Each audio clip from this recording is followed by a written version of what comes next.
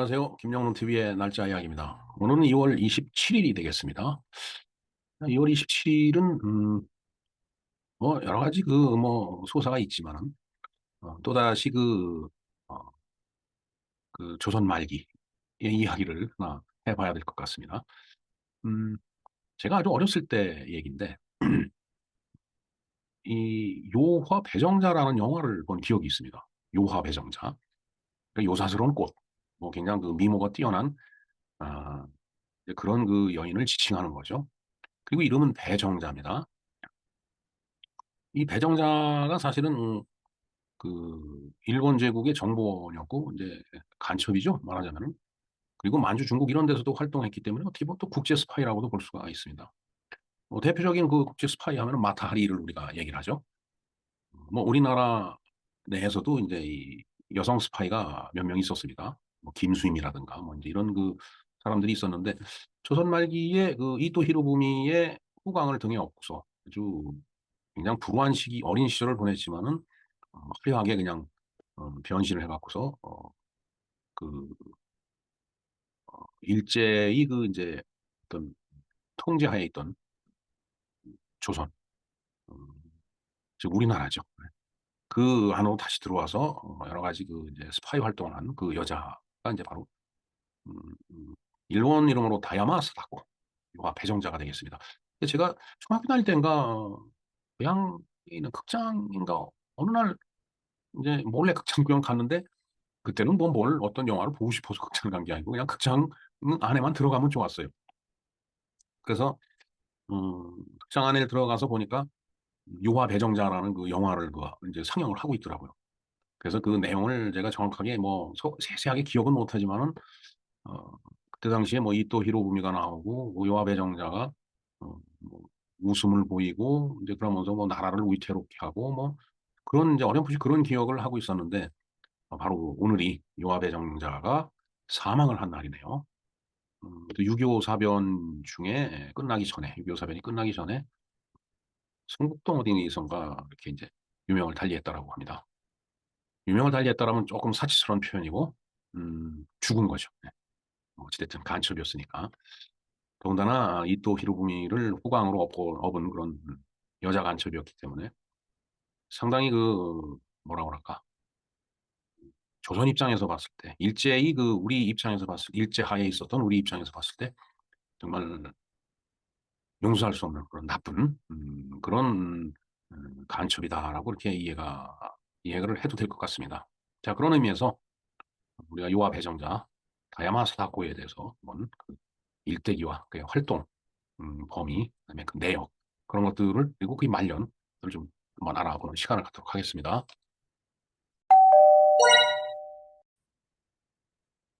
네, 요아 배정자에 대해서 한번 그 내용을 알아보겠습니다. 자, 배정자. 그 한자로 쓰면은 이제 저렇게 쓰네요. 배정자. 정자가 고들 정자죠. 그리고 아들 자자인데 아들 자자가 이게 일본어로 읽으면 꼬입니다. 꼬. 그래서 뭐 무슨 꼬 이런 일본의 이름이 많아요. 여기도 보면 이제 다야마 사다코라고 지금 돼 있는데 어, 그 이름에 자자가 들어가는 그런 이름이 어떻게 보면 그게 이제 일본식 이름이었다라고 보면 될 것 같아요. 여성들한테 그 자자의 이제 이름을 붙였던 게 이제 저희 그 고모 같은 경우도 전부 자자로 끝납니다. 어, 저희들 세대까지만 하더라도 이제 뭐 그런 유의 이름들이 많았죠. 네. 그리고 그 지아비 부자로 끝나는 이름이 많습니다. 다 일본식이에요. 이게 사실은. 음, 그런데 이제 다야마 사다코라고 이제 창씨 개명을 해요. 다야마는 이제 밭전자가 다죠. 산이 야마고, 그러니까 다야마 사다코. 배정자의 일본 이름은 다야마 사다코가 되겠습니다. 1870년에 태어나서 70년 2월 23일 날 태어나서 1952년 2월 27일 오늘 바로 이제 유명을 달리했습니다. 요하였기 때문에 유명을 달리했다라는 표현보다는 죽었다라고 표현하는 게 나을 것 같아요. 음, 이 조선의 여승이었다고 합니다. 여승, 비군이라고 하죠. 그런데 일본 제국의 정보원 노릇을 또 했고, 이제 그런 의미에서 또 외교관 역할도 비슷하게 이제 한 거죠. 결국은 그 일제시대 때를 그렇게 살아왔기 때문에, 어, 결론적으로 한마디로 표현한다면 또 매국노가 되겠죠. 예. 어 뭔가 그 스파이 같은 그런 노릇을 했지만 일본을 위해서 모든 그 인제 어 스파이 짓을 했기 때문에 매국노라고 얘기를 하지 않을 수가 없을 것 같아요.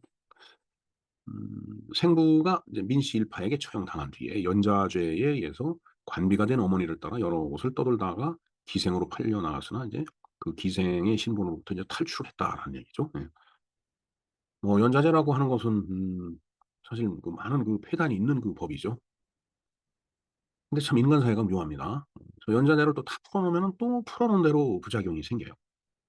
어찌 됐든 저 시대의 연좌법이라고 하는 것은 정말 굉장히 엄격했던 그런 내용들이었기 때문에 음 그 어머니가 인제 관비가 되니까 그 관비의 딸로서 여기저기 이제 떠돌아다니다 보니까 신분이 이제 비천해질 수뿐이 없겠죠. 그러니까 거기에 대한 반발일 수도 있어요. 사회적으로 뭔가 자꾸 매장당해야 될 수뿐이 없었고 아무리 노력을 해도 '역시 나는 기생이다.' 뭐 이런 생각을 했으면은 그 사회에 대해서 반발을 가질 수뿐이 없겠죠. 하여튼 그런 상태에서 탈출을 했습니다. 그래서 1882년 고종 19 년이 되는 해입니다. 예 이 여승이 이제 됐네요. 이제 비군이가 된 겁니다. 그러다 3년 뒤에 인 1885 년에 일본으로 인제 도피를 한 거죠. 근데 어떤 그 능력이 있었는지 모르지만은 1887년 2년 후에 일본으로 도피한 이 배정자가 이토 히로부미의 양녀가 되었다는 설이 있어요. 뭐 혹간에는 이토 히로부미의 애첩이었다 이런 말도 있습니다.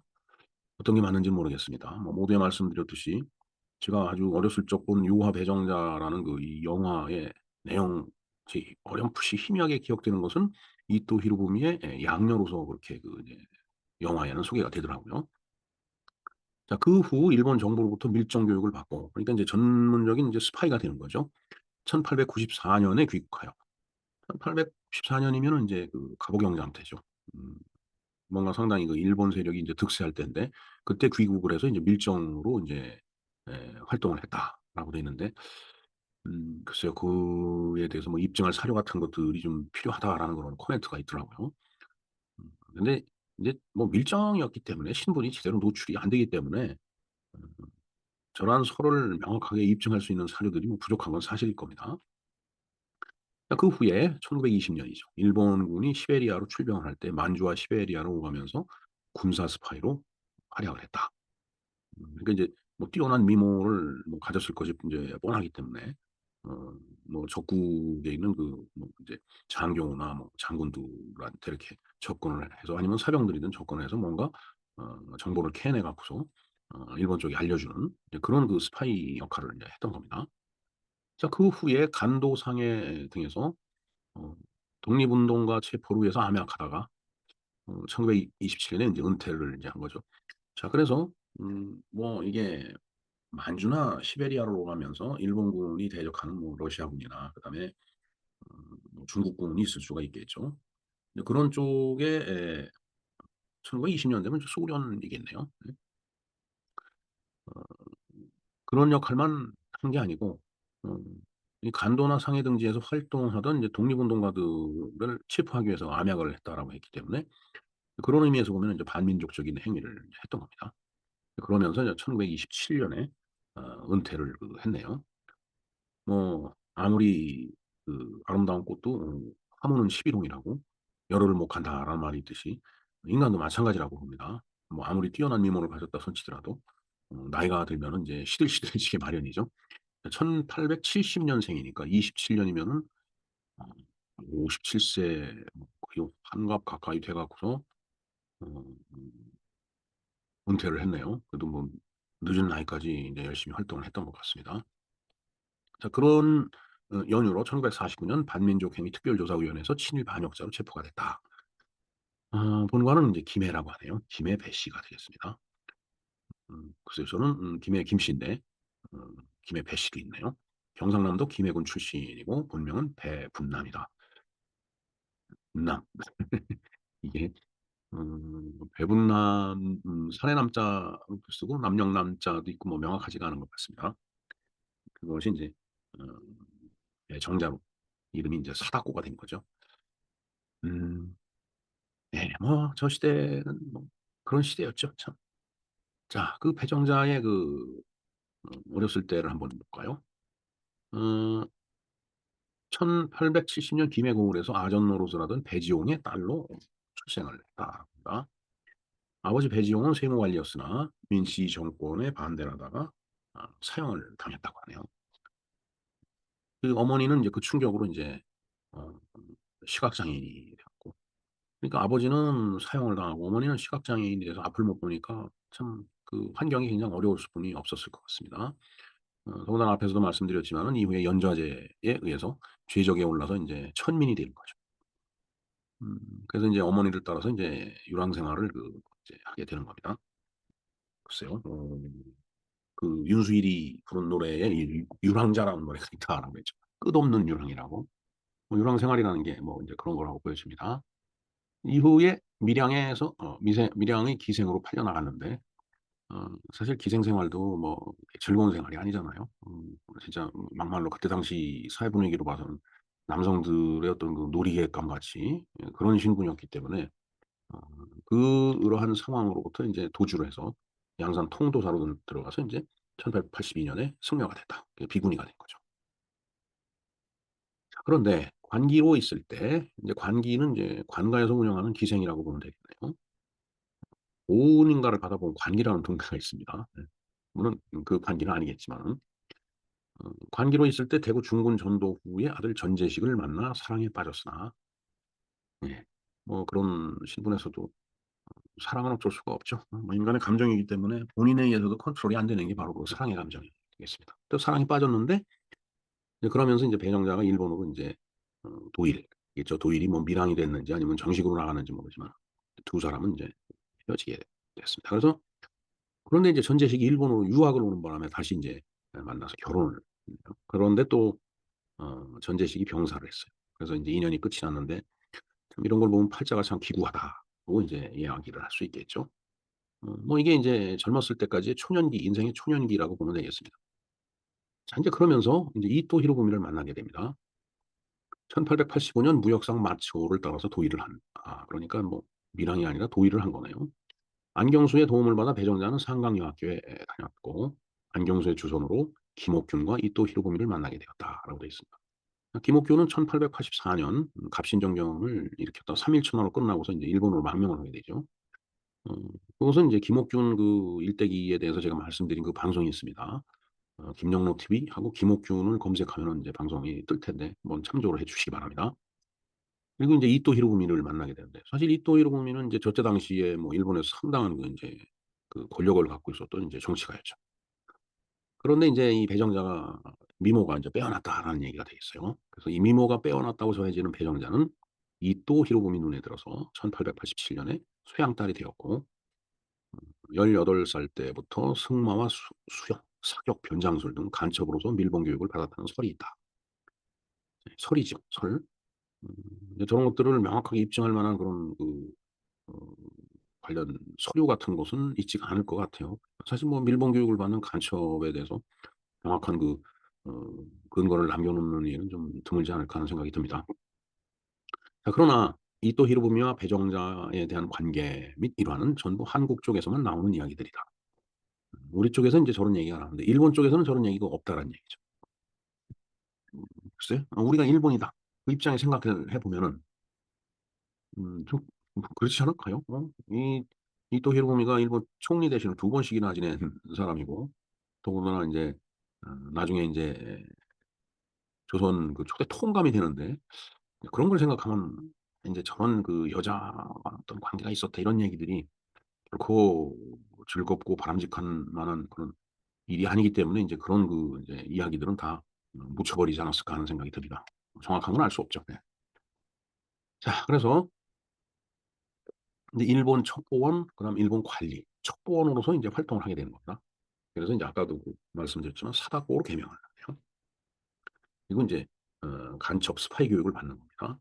그리고 1894년 스파이 임무를 띠고 인제 다시 일본어 통역을 해 준다는 명목으로 인제 귀국을 하죠, 앞에서도 말씀드렸듯이. 자, 그러면서 인제 신분을 숨기고 고종에게 접근을 하여 고종의 총애를 받으며 이후 정치 정보를 빼내는 등 고급 밀정으로 활동을 했다. 이 뭐 이 보면 그 고종의 여인들이라는 그 영상이 있습니다. 한번 검색을 해 보세요. 뭐 하여튼 그런 식으로 총애를 많이 받았던 모양입니다. 그다음에 인제 러일 전쟁 직전에 친러파가 고종의 신변 안전을 위해서 평양으로 천도를 한다. 혹은 어 블라디보스토크로 인제 고종이 천거를 한다라고 계획을 인제 세웠으나 배정자가 정보를 사전에 빼내어 일본 공사관에 전달함으로써 실패했다라고 하는데 글쎄요. 뭐 저런 얘기는 저도 처음 들어봅니다. 뭐 아관 파천까지는 우리가 다 알고 있는 사실이지만은 평양으로 천도를 한다. 아니면 우리나라 이 조선 반도죠, 그때 당시에. 조선 반도를 떠나서 블라디보스토크로 인제 거처를 옮긴다. 이거는 굉장한 그 인제 사건이 될 만한 내용이지만은 배정자가 사전에 정보를 빼내서 인제 일본 공사관에 전달함으로써 실패를 했다. 엄청난 이력도라고 보여집니다. 그다음에 1895년 일본 제국 공사관에 조선어 교사에 있던 현영운과 재혼을 합니다. 그러나 1년 후에 이혼을 했는데 그 사이에서 딸이 인제 있었네요. 그다음에 인제 현영운이 후배인 박영철과 함경북도 도지사를 지냈네요. 5 년간 결혼 생활을 유지하다가 또 이혼을 했다. 참 이 배정자의 남성 편력도 참 그 화려한 건지 다양한 건지 하여튼 그 남자가 여럿이 있었네요. 1905년 이토 히로부미의 밀서를 고종에게 전달한 밀서 사건으로 이제 유배를 이제 당하게 됩니다. 음 뭐 스파이 활동을 하다 보면은 인제 저런 일들이 비일비재하겠죠. 자 그러나 인제 1905 년에 을사조약, 을사늑약이라고 지금 얘기를 하고 있는데 그게 체결이 되죠. 근데 오빠 배국태가 한성 판윤 서울시장으로 동생은 경무감독관 경찰청장으로 승진을 하네요. 그렇게 보면은 뭐 저 집안도 뭐 그렇게 형편없는 집안은 아니었던 것 같습니다. 인제 그러면서 인제 초대 통감으로 이토 히로부미가 오니까 인제 그 유배를 갔던 그 이제 배정자가 풀려나갔고 다시 밀정으로 복귀를 했다라고 합니다. 이토 양려관이 애첩이라는 소문이 돌았을 정도로 총애를 받았기에 이 시기에 막강한 권력자로 행세하였고 흑치마라는 별명으로 불렸다. 글쎄요. 여자기 때문에 흑치마라고 그랬네요. 인제 흑금성이라는 그 별칭도 있죠. 네. 자 그다음에 인제 어 이제 일제가 통감부를 설치하고 1910 년에 인제 총독부가 설치가 되죠. 한일 합방이 되는 겁니다. 그때 인제 관료 생활을 인제 하게 되는 거죠. 이또가 사살된 이후로는 조선 주둔 일본군의 헌병대 조선인 척탁 그다음에 일본 제국 외무성 공무원으로 근무를 했다. 뭐 어찌 됐든 뭐 이또 히로부미의 총애를 받았기 때문에 어 뭐 그 신분이나 그 위치가 그렇게 무시받을 정도는 아니었던 거죠. 그러니까 인제 어 총독들도 총독부에서도 그렇게 인제 대접을 했던 겁니다. 1918년 10 월부터 1 년간 하얼빈 주재 일본 총영사관 직원으로도 활동을 했습니다. 1920 년에는 총독부가 만주 지역에 설립한 척보단체 만주보민회에서 활동을 했고요. 1920년 일본군의 시베리아 출병 때 봉천 일제 초공영사관 직원으로 만주와 시베리아로 오가면서 군사 스파이로 활약을 한 것으로 돼 있는데 앞에서 그 간략하게 말씀을 드렸던 상황이죠. 이 기간 중에 마적단 단원의 포섭에 탁월한 솜씨를 보였다. 아마 뛰어난 미모가 있었기 때문에 가능하지 않았을까 하는 생각이 듭니다. 그 후에 간도 상하이 등지에서 독립운동가들을 체포를 하기 위해서 암약하다가 국내로 다시 돌아와서 1922년 총독부 경무국의 촉탁으로 근무를 했다고 하네요. 글쎄요. 그 뭐 삶의 초년기라고 하는 어린 시절은 굉장히 그 뭐 힘들었던 그런 상황이었지만은 일본으로 건너가면서부터 권력가들 옆에서 음 그 같이 그 활동을 하고 행동을 해 왔기 때문에 평생을 살면서 많은 권력은 누린 것으로 보여집니다. 그다음에 만주 지역에서 맹활약으로 독립투사 진영에서 배정자를 처단 대상자로 지목을 하자. 그렇게 되겠죠 아무래도. 그래서 인제 어 1922 년에는 인제 다시 어 조선으로 국내로 돌아왔다. 그리고 조선 총독부에서는 경무국장 마루야마가 그의 귀국을 기다리고 있다가 경무원 공무원으로 다시 고용을 했다. 앞의 내용을 쪼끔 상세하게 설명을 하고 있습니다.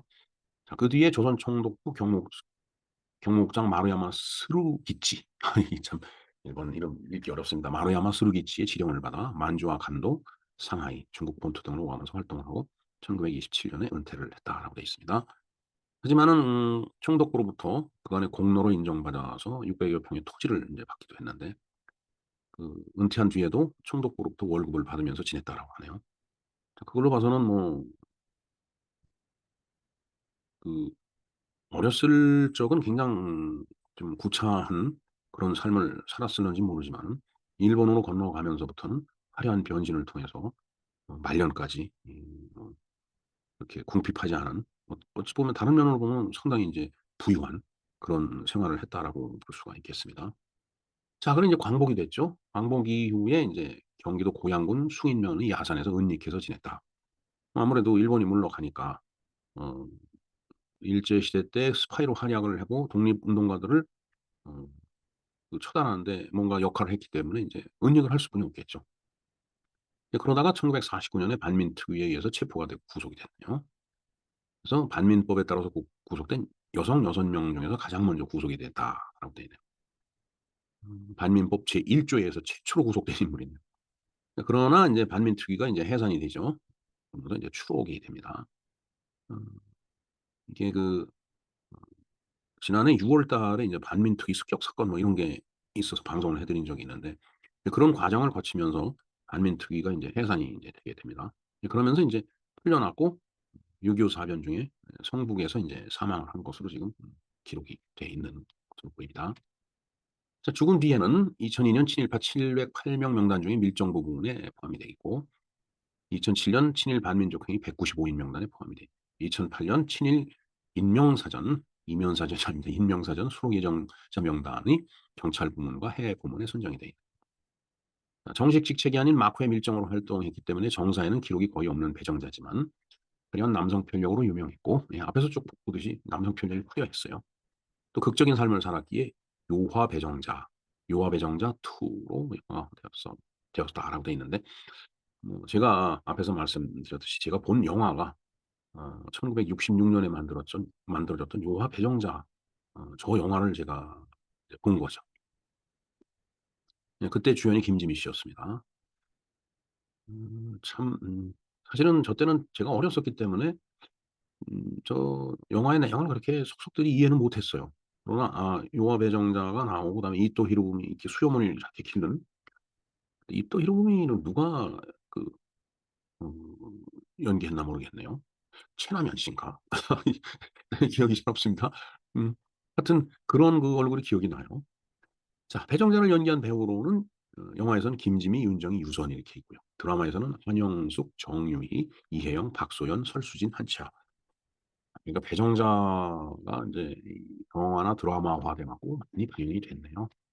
자, 인간관계를 볼까요? 그녀는 생전 이토 히로부미를 사부이자 주군으로 섬겼다. 사저의 입장으로서 조선인 출신 박중양을 사제로 삼았다. 이 박중양에 대해서는 일본인보다 더 일본인이 되기 위한 한국 사람이었죠. 그래서 지난 1월 12일 날 박중양에 대해서 제가 한번 방송을 해 드린 적이 있습니다. 그런데 그런 박중양을 사제로 삼았다라고 하니까 참 배정자의 어떤 무이치라고 할까? 이런 것들이 한때는 대단했던 것 같습니다. 네. 박중양에 대해서는 제가 어 방송해 드린 이 영상을 링크를 걸어 놓겠습니다. 자, 무엇이 그를 뼛속까지 친일파로 만들었나? 그때 인제 부제가 이거였었죠. 참 속상한 일입니다. 그냥 이모티콘이 속상하다고 그냥. 자, 이상 조선의 여자 스파이와 배정자에 대해서 알아보았습니다. 늘 그러하듯이 조선 말기를 들여다보면은 만국 조선의 우울한 분위기를 떨쳐버릴 수가 없죠. 이런 역사적인 과거가 되풀이돼서는 아니 되겠다라는 말씀을 드립니다. 그리고 오늘은 세계 북극곰의 날이기도 합니다. 북극곰이 인제 기후 변화로 인제 먹질 못해서 인제 멸종이 되어 가는 그런 상황. 그렇기 때문에 "북극곰을 살리자." 이런 얘기인데, 글쎄요, 길거리도 지저분한데 북극곰까지 어떻게 우리가 생각하느냐 이런 말도 있습니다. 하여튼 요 영상도 제가 링크 걸어 드릴 테니까 한번 북극곰의 실태를 한번 알아보시기 바랍니다. 네, 이상 김영로 TV의 날짜 이야기였습니다. 요하 배정자. 제목은 참 멋있는 말인데 내용은 어 참 굉장히 씁쓸한 그런 내용이 되겠습니다. 예. 이상 날짜 이야기를 마치겠습니다. 감사합니다.